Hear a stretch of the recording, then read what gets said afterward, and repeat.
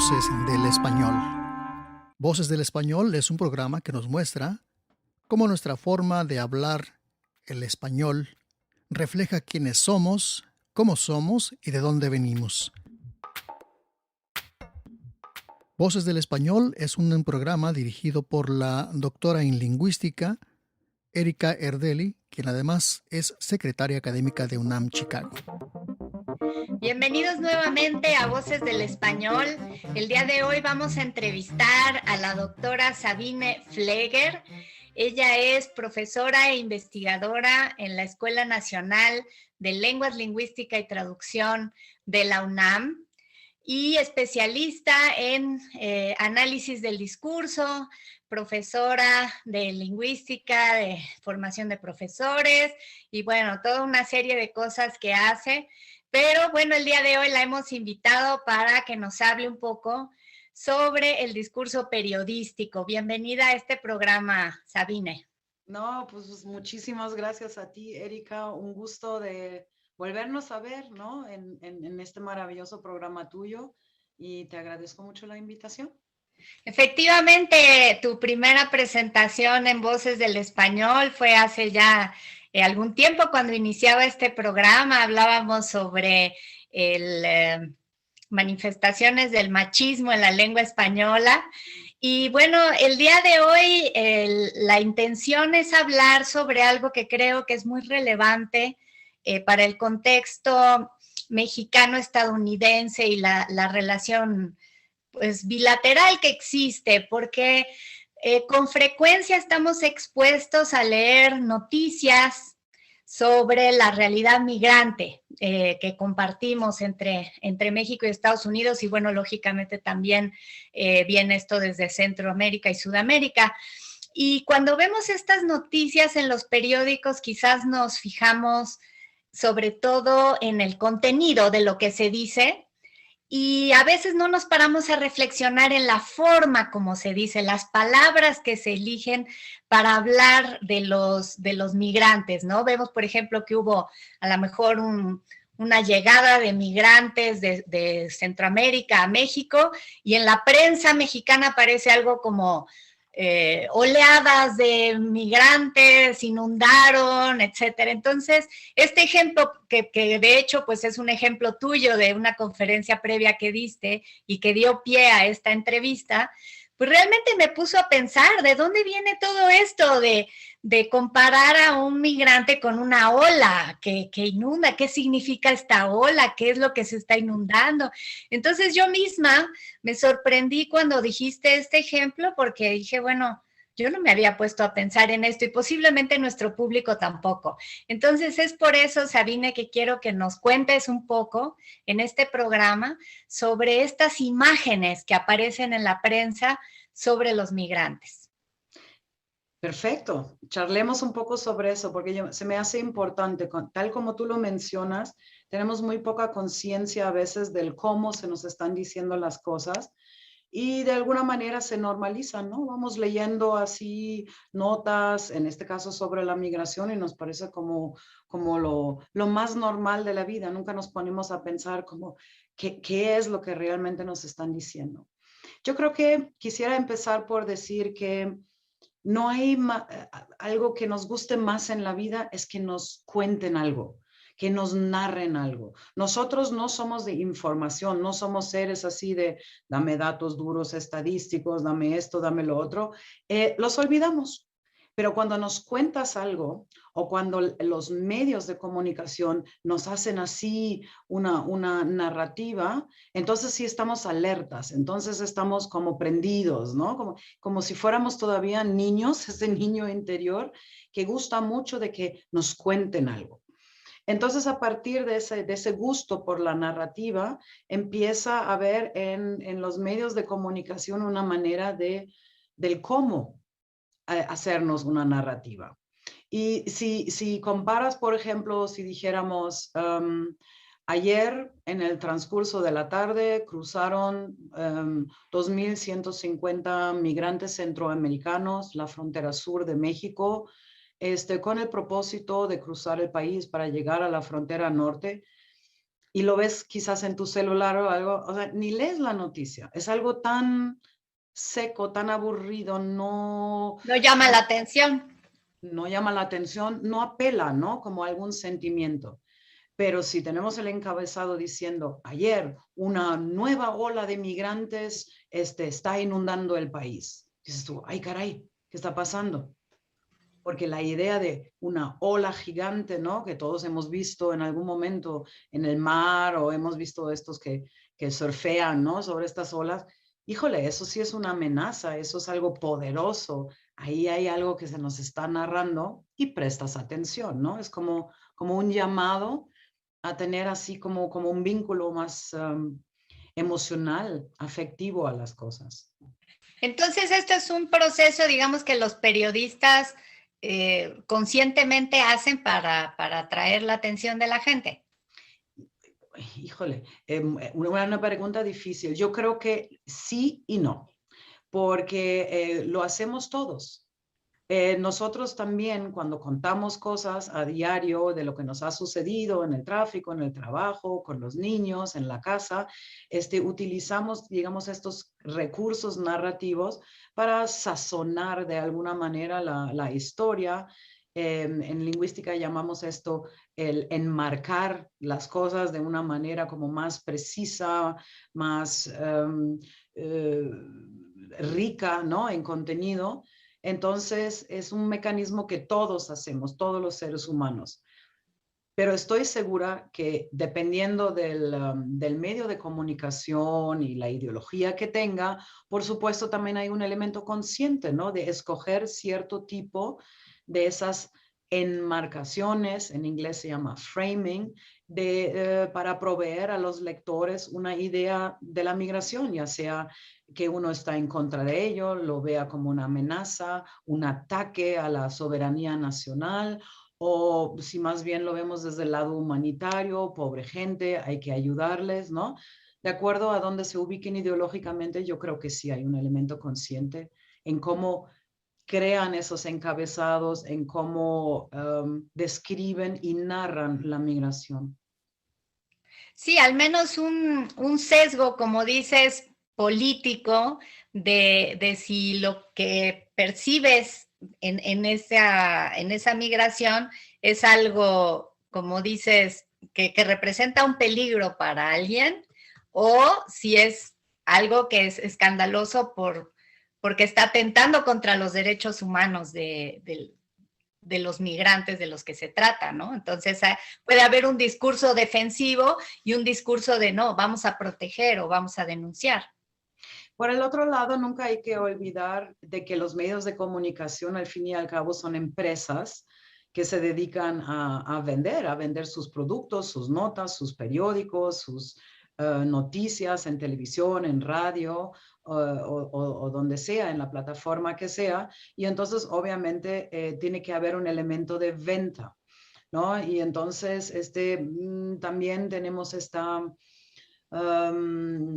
como diría yo, esta disposición cognitiva a que sea siempre algo superlativo, fuera de lo normal, especial, sobresaliente. Eso es lo que nos llama la atención y con eso esperan encontrar más lectores y con ello tener más ventas. O sea, no hay que olvidar eso, ¿no? Yo creo que es una falacia pensar que los medios de comunicación sencillamente o simplemente cumplan con una función de informar, ¿no? Claro, y bueno, además en México tenemos una doble realidad con el tema de la migración, ¿no? Una realidad son los que llegan a México y otra los que se van de México hacia Estados Unidos, ¿no? Este flujo que va de sur a norte, que nos hace a lo mejor ver la realidad de una forma muy distinta, ¿no? Yo he visto que los estudiantes extranjeros que se acercan a la UNAM se escandalizan mucho con las notas que leen en los periódicos sobre cómo tratan a los migrantes mexicanos en los Estados Unidos y les parece un escándalo, ¿no? Pero cuando analizamos las notas sobre cómo se trata a los migrantes centroamericanos en México, se sorprenden porque esa realidad no la conocen tanto, ¿no? Exactamente, o sea, lo que tú dices, México dentro, o sea, hay muchísima migración en el mundo, ¿no? Esto quizás se ha dicho de antemano, ¿no? Y hay estudiosos que consideran que el fenómeno en sí de la migración va a ser uno de los problemas más grandes en el siglo XXI, ¿no? La gente migra por miles de razones, problemas económicos, de violencia, huyen de guerras, de sequías, de todo tipo de persecuciones, etcétera, ¿no? Y en México tenemos una especie como de lupa, ¿no? Donde podemos ver varios fenómenos que existen en simultaneidad. Por un lado, México tiene una frontera sur con países en Centroamérica y es receptor de migrantes, porque dada la realidad socioeconómica de estos países que son más pobres que México, pues buscan cruzar la frontera, ganarse la vida o huir de la violencia que se está presentando en sus países. Luego tenemos un segundo fenómeno que quizás no sea tan conocido, que es la transmigración, que son esas mismas personas centroamericanas que cruzan México para llegar a la frontera norte entre México y Estados Unidos. O sea, nunca tienen en un principio la idea de quedarse en el país, ¿no? Solamente lo usan como un pasaje, ¿no? Para cruzar. Y luego, obviamente, tenemos el fenómeno de los mexicanos mismos que buscan migrar a Estados Unidos con la misma finalidad que lo hacen los centroamericanos en la frontera sur de México. Mejorar sus condiciones económicas o salir de alguna situación de violencia en sus lugares de origen. Entonces, estos tres fenómenos han hecho que muchos de los estudios sobre la migración se han centrado aquí en este país, en México. Y claro, también la manera como los medios atienden estos tres fenómenos migratorios. O sea, de qué manera lo reportan, lo narran, lo encuadran, ¿no? O sea, con qué ideas. Y es muy distinto. Si hablamos de la migración de los centroamericanos hacia México, encontramos la misma, como tú lo dijiste, de tus estudiantes, encontramos la misma manera de reportar que encontraríamos en los medios de comunicación en Estados Unidos, o sea, con mucha agresión, siempre son personas ilegales, indocumentadas, que de alguna manera sugiere de que si no tienen documentos o algo, también es gente como criminal, ¿no? O por lo menos con intenciones no tan positivas o buenas, ¿no? Entonces podemos esperar en estas notas adjetivos justamente negativos, ¿no? Como esto que dices que la ilegalidad se asocia con el no tener documentos, con el estar transgrediendo la ley, estar fuera de la ley. Absolutamente. Ilegal es una palabra fuerte. Es una palabra súper fuerte porque de alguna manera es una deshumanización, porque todo ser humano es ser humano a partir del papeleo que tengas, ¿no? O sea, tienes un acta de nacimiento, en México tenemos un clave de registro de población, tenemos pasaporte, tenemos un documento frente a las autoridades con lo que podemos votar, y en otros países documentos similares, ¿no? Y la idea de alguien ilegal, ¿no? Significa que como que no está registrado, no encaja en ningún lugar, que es una persona potencialmente violenta, peligrosa, porque además no podemos hacernos de esta persona a través de ningún medio, a través de ninguna burocracia, ¿no? Que compartimos los demás seres humanos. Es por eso, por ejemplo, que la Comisión de Derechos Humanos, incluso internacionalmente, les pide las llamadas visas humanitarias, ¿no? Para proveerlos de documentación. Y sí, no porque además es posible que ellos a su vez sean víctimas de una ilegalidad que se está viviendo en su país. Pero por supuesto. El que están saliendo. Entonces, ¿en qué sentido son ilegales? Pero bueno, háblanos un poquito, Sabine, sobre la labor de un lingüista como tú que se dedica al análisis del discurso. O sea, ¿cómo se acerca un analista del discurso a un fenómeno como este de la migración? Yo creo que la primera tarea de un analista del discurso es observar qué fenómenos están sucediendo en nuestro entorno. Cada entorno es distinto dependiendo del país, de la cultura, de la gente, etcétera. Pero en el entorno en el que uno vive y se desempeña, observar qué fenómenos hay. De racismo, de clasismo, de migración, de género, situaciones múltiples, o de COVID, ¿no? De la pandemia, etcétera. Puede haber múltiples fenómenos. Y luego, ¿cómo hablamos de esos fenómenos?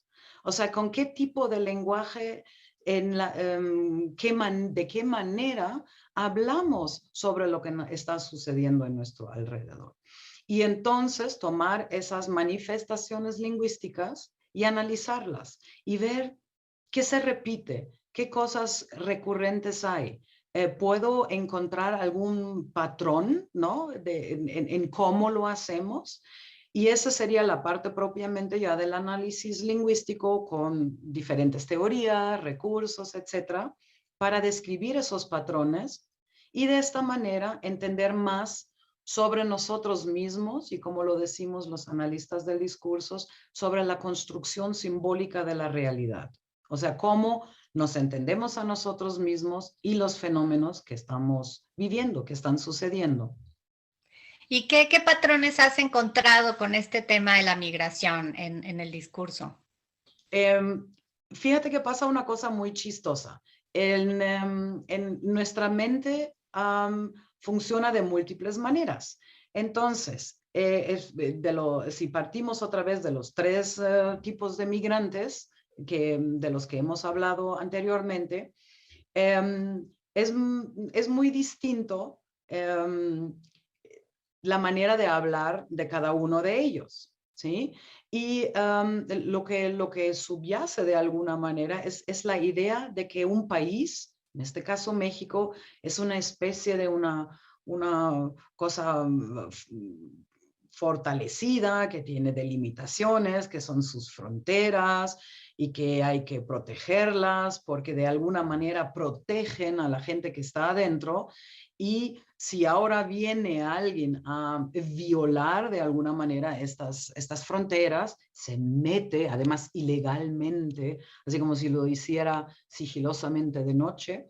Y entonces hay que defender, ¿no? Estas fronteras, hay que proteger a la gente de adentro contra esa marea, frecuentemente se usa esa palabra, de inmigrantes, ¿no? Eso sería para los centroamericanos que vienen a quedarse a trabajar en el país. Los que transmigran no se les ve de la misma manera, ¿no? Sino más bien son un factor económico más, ¿no? Pasan de la frontera sur a la frontera norte y donde hacen paradas, pues ahí se genera incluso una economía donde se les vende comida, se les da hospedaje, en fin y al cabo no se quedan, ¿no? Son como viajeros que nada más hacen una trayectoria y nos quedamos a un lado viendo el mundo pasar. Cuando se trata de los propios migrantes, es decir, de los mexicanos que se van a Estados Unidos, de repente pensamos estas fronteras diferentes, ¿no? Y nos enojamos cuando son discriminados en Estados Unidos pensando, ¿y estos por qué quieren proteger su frontera? ¿No? De la misma manera como lo queremos nosotros. Y hay mucha crítica y se les considera víctimas de explotación, víctimas de violencia, víctimas de racismo, de discriminación y de todo tipo de cosas negativas, ¿no? Como Entonces, si en México no hubiera. Ajá. Entonces, la perspectiva con la que veo un fenómeno en primer lugar es como lo más importante, ¿no? Y de ahí se va perfilando toda una diferenciación en la que vemos que migrante no es igual a migrante, dependiendo de dónde viene, a qué grupo pertenece y con qué finalidad migra al fin y al cabo. Sí, esta imagen de la marea me hace pensar en eso que dices tú, ¿no? O sea, cuando sube la marea, pues el agua invade un espacio que estaba delimitado, ¿no? Entonces, Exactamente. se siente justamente como como una situación un poco de peligro, de invasión, básicamente, ¿no? Y sí, esta metáfora, ¿verdad?, nos sirve para ver esta población que de pronto crece y se desborda y entonces traspasa nuestras fronteras, que no son litorales, son fronteras de tierra, pero se hace esta similitud entre el agua y las personas, ¿no? La narrativa es casi una como que te estás ahogando, ¿no? Sube la marea de personas y ya no queda lugar para los mexicanos, ¿no? En este caso, ¿no? Y otra cosa que sabes que es súper interesante, cuando hablamos de esos otros migrantes que no sean mexicanos, hablamos de ellos en general, en masificado, generalizado.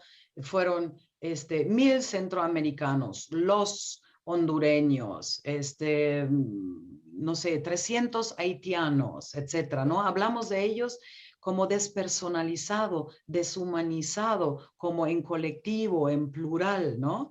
Y entonces eso también da la idea de masas impresionantes. Sin embargo, 300 haitianos que estén varados en Tijuana, pues francamente, frente a una población de 120 millones no es nada, ¿no? Pero la idea de hablar de ellos en plural es terrible. Lo que encontré cuando se habla de los mexicanos que migraron a Estados Unidos, tenemos como narrativas personalizadas. Ahí se habla de Manuel, que se fue de México en busca de un buen trabajo, o de Rosa María, que llegó a Chicago para trabajar allí en la cocina de su prima. Y de esta manera nos vinculamos mucho más, porque ahora la migración ya no son 300, 1,000 los centroamericanos, sino son personas. Tienen una cara, tienen un nombre y con ello una identidad que le estoy negando a los otros que son indocumentados, ilegales, ¿no? Africanos, etc. Eso también es muy interesante y vincula a la gente de otra manera. Y si cuento la historia de Rosa o de Manuel y de lo que les sucede en Estados Unidos como migrantes, de alguna manera me identifico y digo, ay caray, sí, claro, es mexicano o mexicana como yo, y qué injusticia, y qué les están haciendo, ¿no? Mientras que los otros son ellos, la multitud, las masas, no son de mi grupo, no los veo igual a mí. Y ahí es donde se generan diferentes grados de apreciación de lo que implica ser migrante.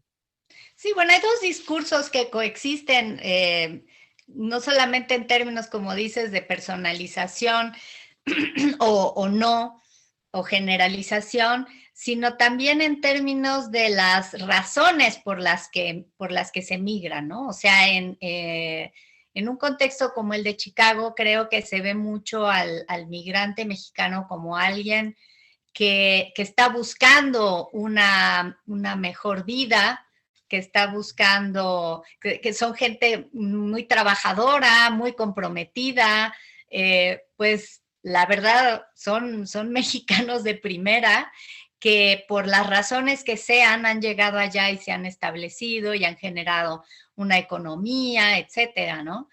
Pero por otro lado está la idea que tienen en otros círculos del migrante que migra por razones perversas, ¿no? Para llevar droga, para llevar crimen, para aprovecharse de condiciones buenas de vida y mal, utilizarlas mal. Entonces, ¿cómo se ven reflejados estas dos visiones en las palabras que utilizamos para referirnos a los migrantes?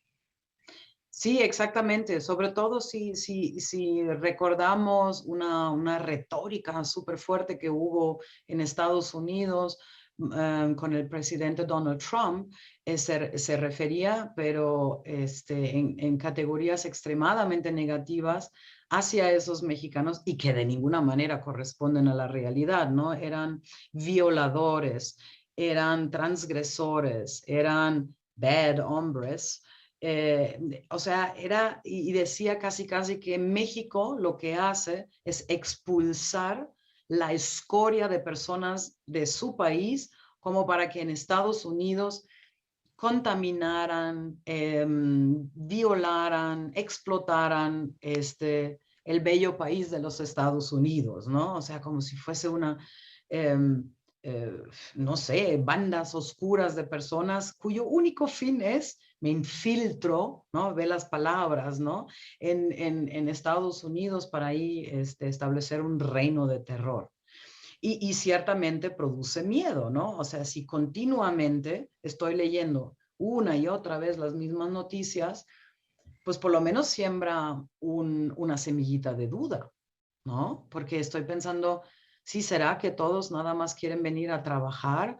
¿No será que van a violar a nuestras mujeres? ¿No será que van a robarnos? ¿No será que introducen drogas al país? O en tiempos recientes, ¿no será que van a traer el COVID de mayor manera? ¿No? O sea, de alguna manera, la constante gota, ¿no? Muele la piedra, o como decimos en lingüística, se normaliza un proceso de ver a esta gente.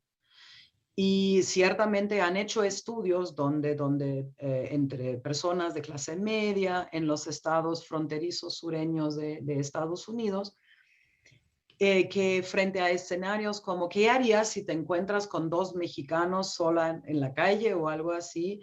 Expresan temor o por lo menos incertidumbre porque no pueden leer qué intenciones podrían traer a estas personas. Entonces ahí sí vemos qué tan peligroso es que tachemos las personas, digamos, dentro de categorías de amenaza, de peligro, de terror, etcétera, ¿no? Y con ello, pues sí, de alguna manera estereotipar, ¿no? Todo un grupo de seres humanos que no quieren hacer otra cosa que mantener económicamente a sus familias, tener un mejor porvenir, estudiar, etcétera, ¿no? Qué contrastante además esta idea de que un país expulsa la escoria hacia otro, que es efectivamente algo que hemos escuchado mucho, con la otra visión totalmente contraria que creo que se tiene, al menos en algún sector de la sociedad mexicana, de que al revés, de que lo mejor de México se va, o sea, la famosa fuga de cerebros, por ejemplo, ¿no? Que es, ay, no, nuestros grandes científicos, nuestros grandes investigadores, al final se acaban yendo a estudiar a las mejores universidades en Estados Unidos y los contratan allá y se quedan allá.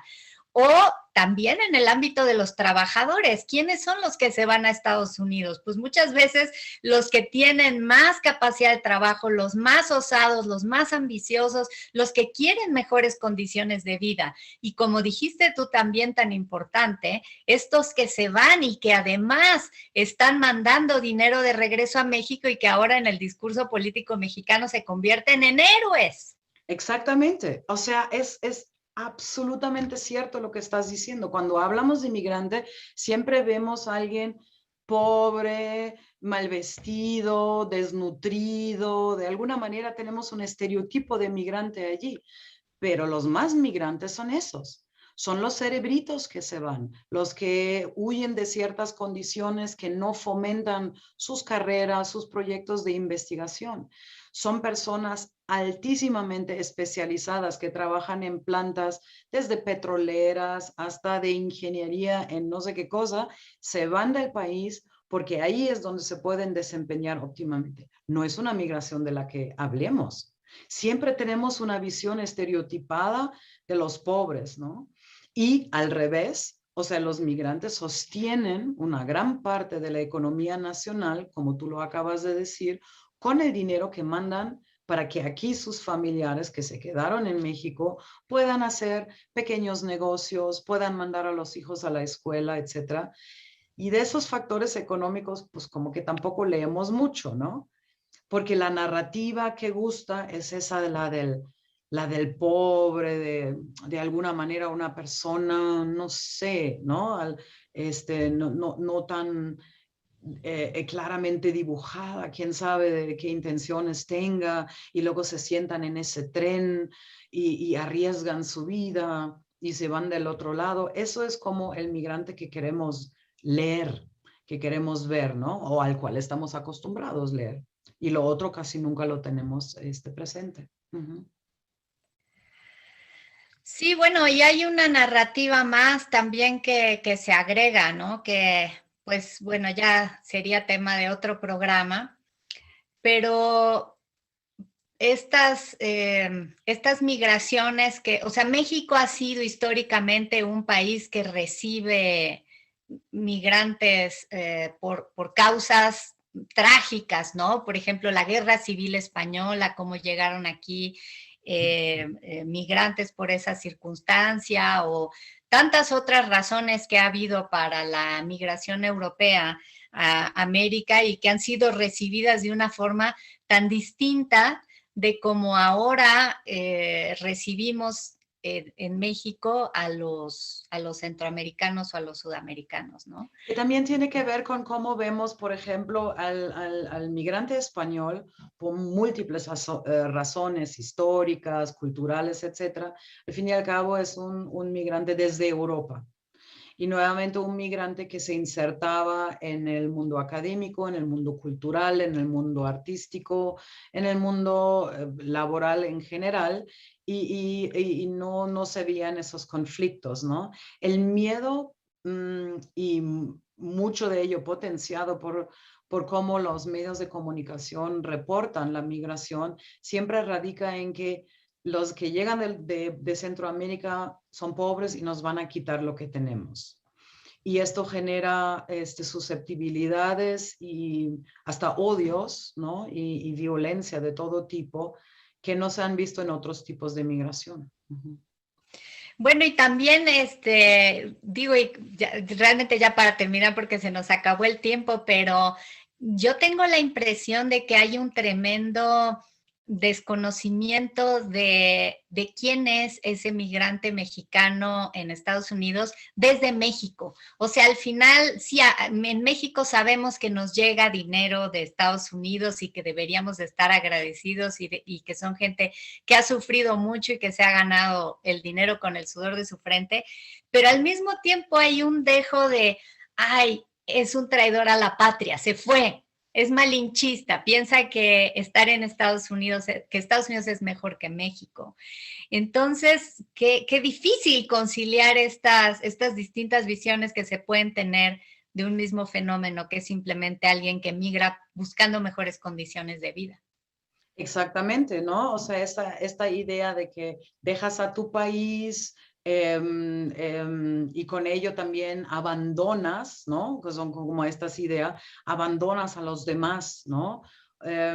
No sé si también hay un poco de resentimiento, quizás de algunos que hubieran querido hacer lo mismo, pero no se atrevieron.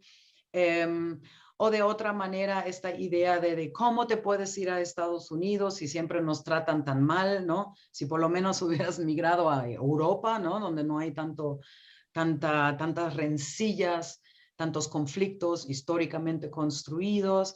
Entonces, siempre es ambivalente, ¿no? Migración es ambivalente porque por un lado nos pone el dedo en la llaga de problemas sociales que ya existen, con o sin migración, ¿no?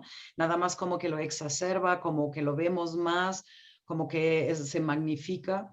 Y por el otro lado, no estamos acostumbrados a realmente tener un flujo libre de personas en el mundo para que tú, yo, quien quiera, ¿no? Se establezca en donde le plazca, que trabaje en lo que mejor sepa hacer, etcétera.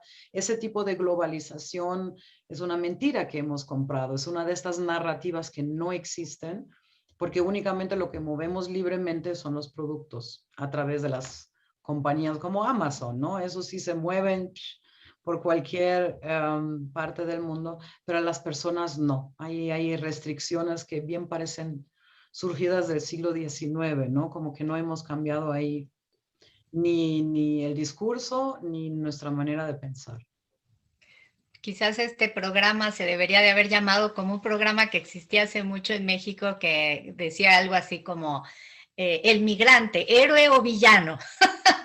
Exactamente, ¿no? O podríamos decir, había una poetisa americana, Muriel Rukeyser, que decía, el universo está hecho de historias, no de átomos, ¿no? Entonces deberíamos prestar un poquito más de atención a las historias que nos cuentan y tener en cuenta de que no todos los cuentos son verídicos y que es nuestra responsabilidad de indagar un poco más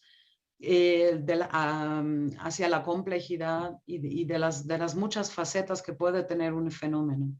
Sí, y que convertir a un grupo de migrantes en una ola de tsunami que nos va a inundar, pues no es una actitud inocente. No, absolutamente no. Coincido contigo. Pues muchísimas gracias, Sabine, por esta charla.